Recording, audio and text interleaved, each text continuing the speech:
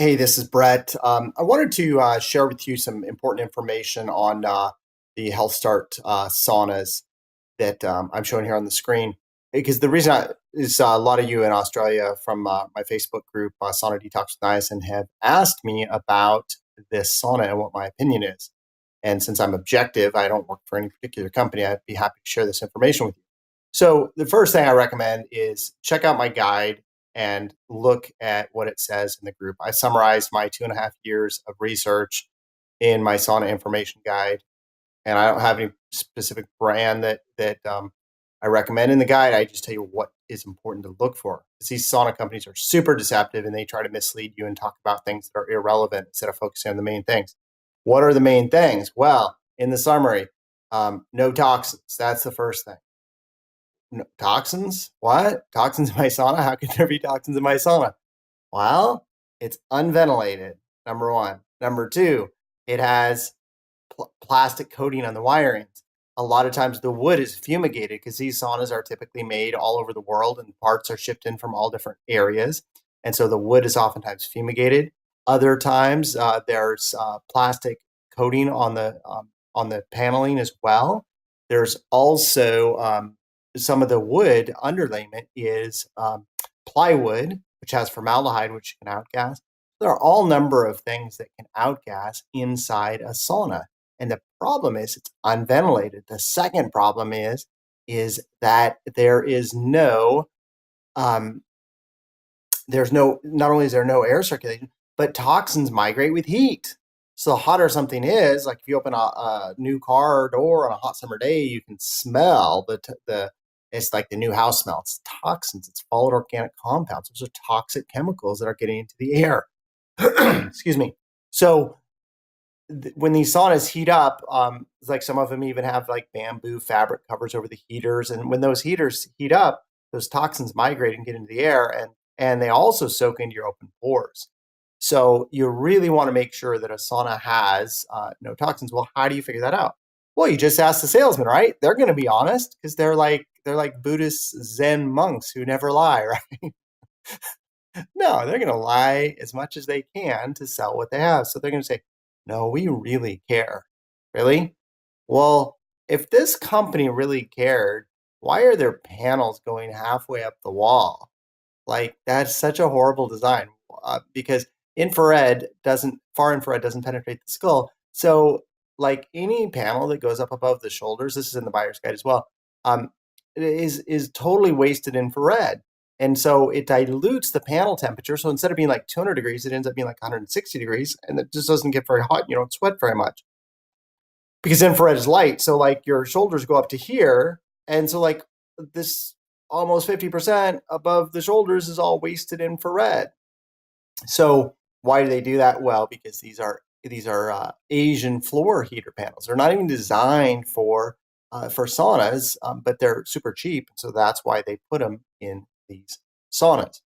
So, but either way, the foundation of any sauna is detox, not retox. So you have to know for a fact, not some slick salesman's word for it, that there aren't going to be any toxins in your sauna.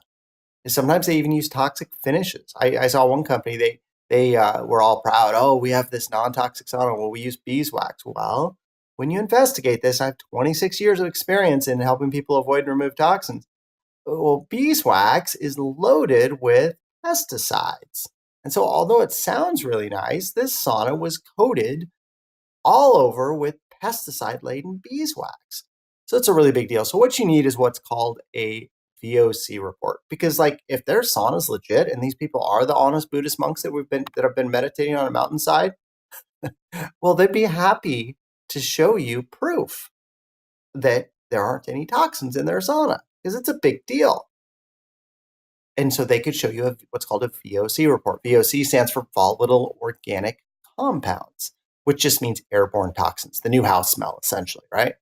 So they don't have that. Now, they do have some very misleading certifications that make it seem really, really impressive. And by misleading, I just mean diversionary. I mean, these certifications are true, but they're like irrelevant. Like they're CE certified and they have ETL certified. Oh, good. It's not going to burn my house down. Well, that is a benefit. I would agree. But you're trying to detox, not breathe in toxins while you're in your sauna. So these saunas, and then this one's really cleverly deceptive. ROHS, restriction of hazardous substances. Oh, look, we don't use any hazardous substances in our sauna. We're certified. Well, really? Google ROHS and see what it means. What it means is it means that there are certain, and it's mostly heavy metals, that are used in electronics that are really bad for the environment. We're not talking about things that outgas necessarily, because a lot of toxic heavy metals don't really outgas, like plastics and petrochemicals do. So this is just a diversionary, deceptive, intentionally deceptive, misleading thing that is designed to make you think, oh, look, there aren't any hazardous substances. But it's just not true, because the plastics aren't in that category. And that's the major concern, is petrochemical-based toxins like the plastic fabric over the or mesh over the heaters, or they could outgas. Some of it doesn't outgas. It's very nuanced. It's very complicated. But they could easily, if their saunas were non-toxic, they could just like have this little VOC report and show it to you. But they don't. They just like, oh, trust us. Really? Show me your Buddhist monk certification and then I might. Anyway, so the next thing is on our sauna guide is low EMF. Now, the reason EMFs are such a concern in a sauna is the World Health Organization, Russia and Sweden, have all agreed that it has to be below 3 for any electrical appliance. It has to be below 3 to be safe. They've all these independent bodies have researched it. And Dr. McCullough says that EMFs are so bad that they're worse than smoking cigarettes. Like, you wouldn't sit in your sauna and smoke cigarettes, and yet you're doing something potentially that's worse. And here's the reason it's so bad inside a sauna. If you're cooking on your stove or using a hairdryer that's, say, 5 milligauss, well, for 5 or 10 minutes, your hands or your head are exposed to a little bit too high of a level of EMF. So a small surface area of your body is exposed to a slightly higher level of EMF. Well, if you take that same 5 milligauss and put it in a sauna where you have these panels everywhere bathing you in EMFs and infrared. The infrared part's good. But I calculated it out. And if you spend like a half an hour or an hour several times a week in a sauna versus using a burner or a hairdryer, you're going to get 516 times more EMFs, because the surface area of your hand or the surface area of the side of your head where you're using a hairdryer isn't very much. And it's only 5 minutes. But now you're doing a half an hour in the sauna or an hour in the sauna. That's 12 times more. Plus, your surface area of your body is like 60 or 70 times more. I did all the exact calculations, and it turns out to be 516 times more. So that's the difference between smoking one cigarette versus 516 cigarettes. So that's a big deal. So now, once again, are these guys going to be honest about it? Well, they're trying to sell their stuff. So they're going to say, oh, look, EMR safe heat, electromagnetic radiation safe heat. Well, what does that mean? Well, since the sauna industry is unregulated, it means that nothing. It means nothing. With the lowest EMR results of any far infrared heater panels on the market today. Really? Are these words on a screen? Is that all they are?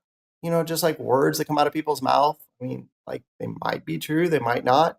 I don't know about you, but I'm not going to spend thousands of dollars on a product that I can't just return and take somebody's word for it. You dang well better prove it. And hey, it's not very hard to prove EMFs. Now, by the way, if you're looking at other saunas, do not trust somebody who just takes a little tri-field meter and takes a picture of it and puts it online, because they can get a voltage regulator and just turn down the voltage of their sauna, or they can pick one spot in their sauna that happens to be low EMF and show that. These guys are clever. I mean, they make a lot of money selling their cheap saunas. So you have to have independent certification, and like, that's not very hard to do. It doesn't cost a sauna company. These sauna companies make a lot of money. It doesn't cost very much to do. So if they do have the lowest EMR, electromagnetic radiation, electromagnetic fields, EMF, of any sauna on the market, well, certainly they're going to have certifications. Wonderful. Well, let's pop over to their certification page. Well, we have warranty certification. We have these other electrical certifications, the non-environmental toxin thing, which has nothing to do with toxins in the sauna, and electrical certification, and another requirement for products sold to European markets, which, okay, great, they can sell it in Europe. I mean, like, these are just requirements for certifications. So it's where, like, they have the lowest EMFs allegedly, but it doesn't mean anything. So it's just sales talk. It's just marketing garbage, and you can't trust it. No, I mean, they might. Hey, if you want to roll the dice and risk your health and spend a lot of money, then go ahead. But I don't know about you, but a sauna you're going to have for decades. I mean, that's the reality of a sauna purchase. You're going to have a sauna for decades. So you want to make sure that you get a sauna that has, according to my sauna guide, independent certification of OEMFs. It better be below 2.5. It also should have panels that don't go over the shoulders, like we talked about. It should also have it shouldn't have fabric heaters that block infrared. Now, of course, they'll lie and say it doesn't block infrared, but infrared is light, and if you put black fabric over a light bulb, or if you put a black fabric umbrella out in the sun, and stand by it, it's not going to be sunny behind. It's going to be a shadow because it blocks the light. And also, you want carbon heaters, which this one does have, although they're the wrong size.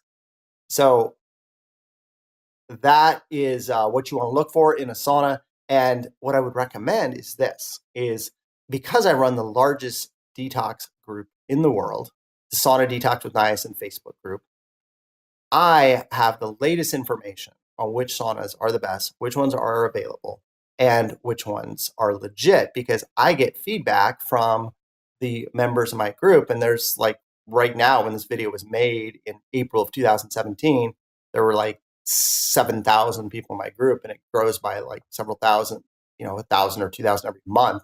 So, and I get feedback from these people and they tell me, and then I make recommendations based on my 2.5 years of research and based on the feedback in the group. And unlike other people in the sauna industry, I have accountability.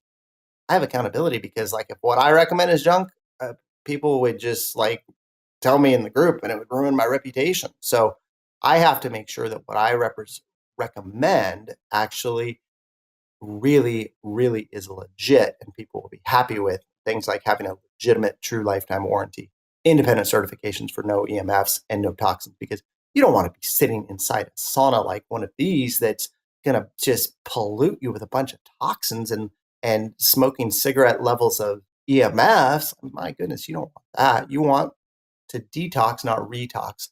So what I would recommend is, if you haven't already joined the group, join the Facebook group. I'm the administrator. My name's Brett, and